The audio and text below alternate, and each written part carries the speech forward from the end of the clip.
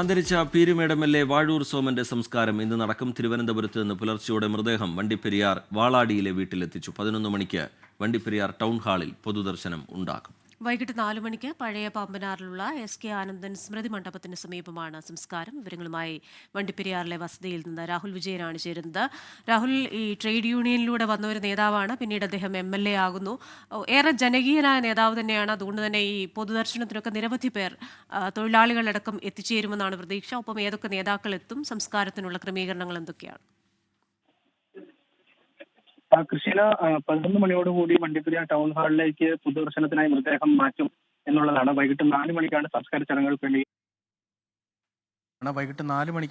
ചടങ്ങുകൾ ക്രമീകരിച്ചിരിക്കുന്നത്. പഴയ പാമ്പനാറിലുള്ള എസ്.കെ. ആനന്ദൻ സ്മൃതി മണ്ഡപത്തോട് ചേർന്നാണ് സംസ്കാര ചടങ്ങുകൾ നടക്കുക. നേരത്തെ ആദ്യമേ പറഞ്ഞിരുന്നത് വീട്ടുവളപ്പിൽ തന്നെയായിരിക്കും സംസ്കാര ചടങ്ങുകൾ നടക്കുക എന്നായിരുന്നു. പിന്നീട് പഴയ പാമ്പനാറിലെ എസ്.കെ. ആനന്ദൻ സ്മൃതി മണ്ഡപത്തിന് സമീപത്തേക്ക് മാറ്റുകയായിരുന്നു. നിരവധി ആളുകൾ ഇപ്പോഴേ ഈ വീട്ടിലേക്ക് എത്തുന്നുണ്ട് എന്നുള്ളതാണ് വളരെ പ്രധാനപ്പെട്ട കാര്യം.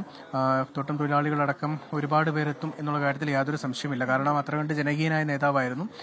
എം.എൽ.എ. ആയതിനപ്പുറത്തേക്ക് വർഷങ്ങളായിട്ടുള്ള പതിറ്റാണ്ടുകളായിട്ടുള്ള ട്രേഡ് യൂണിയൻ പ്രവർത്തനം നടത്തിയിരുന്ന ഒരു ആൾ കൂടിയാണ് വാഴൂർ സോമൻ. അതുകൊണ്ട് തന്നെ ആ ബന്ധമുണ്ട്. ഈ മണ്ഡലത്തിലെ വിശാലമായൊരു മണ്ഡലമാണ്. ആ മണ്ഡലത്തിലുള്ള എല്ലാ തൊഴിലാളി പ്രസ്ഥാനങ്ങളിലെയും ആളുകൾ ഇങ്ങോട്ടേക്ക് എന്നുള്ള കാര്യത്തിൽ യാതൊരു സംശയമില്ല. CPI-യുടെയും അതുപോലെ തന്നെ CPM-ന്റെയും ഇടതുപക്ഷത്തെ പ്രധാനപ്പെട്ട നേതാക്കൾ എല്ലാവരും തന്നെ ഈ വീട്ടിലേക്ക് അല്പസമയത്തിനകം എത്തുകയും ചെയ്യും. മാത്രമല്ല മന്ത്രിമാരടക്കമുള്ള ആളുകൾ എത്തുകയും ചെയ്യും. നിലവിലെപ്പോൾ ഈ വീട്ടിലാണ് ഈ മൃതദേഹം ഉള്ളത്. 11 മണിയോടുകൂടി മാത്രമേ മാറ്റുകയുള്ളൂ. വലിയ തരത്തിൽ ഒരു തീരാനഷ്ടം എന്ന് തന്നെയാണ് ആളുകൾ പറയുന്നത്. അത്ര കണ്ട് ജനകീയനായ നേതാവായിരുന്നു. സാധാരണക്കാർക്കൊപ്പം നിന്നിരുന്ന, നമ്മൾ ആദ്യമേ തൊട്ട് പറയുന്ന പോലെ തന്നെ ട്രേഡ് യൂണിയൻ പ്രവർത്തനങ്ങളിലൂടെയാണ് അദ്ദേഹം ഉയർന്നു വരുന്നത്. സാധാരണക്കാരായിട്ടുള്ള തോട്ടം തൊഴിലാളികളുടെ ഉന്നമനത്തിന് വേണ്ടിയും അവരുടെ ക്ഷേമത്തിന് വേണ്ടിയും അദ്ദേഹം നടത്തിയ പ്രക്ഷോഭങ്ങളും പ്രതിഷേധങ്ങളും അത് അത്ര കണ്ട് ഫലം ചെയ്യുകയും ചെയ്തിട്ടുണ്ട്. നേരത്തെ ഈ തൊഴിലാളി പ്രക്ഷോഭത്തിന് ഇടയിൽ അദ്ദേഹത്തിന് പോലീസ് മർദ്ദനത്തിൽ ക്രൂരമായി പരിക്കേൽക്കുന്ന ഒരു സ്ഥിതിവിശേഷം പോലെ ഉണ്ടായിരുന്നു. അത്തരത്തിൽ വലിയ കഠിനമായിട്ടുള്ള മർദ്ദനങ്ങളിലൂടെയും ഒക്കെ ഉയർന്നു വന്നിട്ടുള്ള അല്ലെങ്കിൽ പ്രവർത്തിച്ചിട്ടുള്ള തൊഴിലാളികൾക്ക് വേണ്ടി അവർക്കൊപ്പം നിന്നിരുന്ന ഒരു നേതാവിന്റെ വിയോഗം അത് ഈ നാടിനൊന്നാകെ തീരാ നഷ്ടമായി മാറുകയാണ്. എന്തായാലും ഈ മണ്ഡലത്തിൽ MLA എന്ന നിലയിൽ അദ്ദേഹം ചെയ്തിട്ടുള്ള പ്രവർത്തനങ്ങളുണ്ട്. തോട്ടം തൊഴിലാളികൾക്ക് വേണ്ടി ചെയ്തിട്ടുള്ള പ്രവർത്തനങ്ങളുണ്ട്. മറ്റ് റോഡ് ഉൾപ്പെടെയുള്ള കാര്യങ്ങളിലെ വികസനങ്ങളുണ്ട്. അതുൾപ്പെടെ അദ്ദേഹം നടത്തിയ പ്രവർത്തനങ്ങൾ അതെക്കാലും വിസ്മരിക്കപ്പെടും എന്നുള്ള കാര്യത്തിൽ യാതൊരു സംശയവുമില്ല.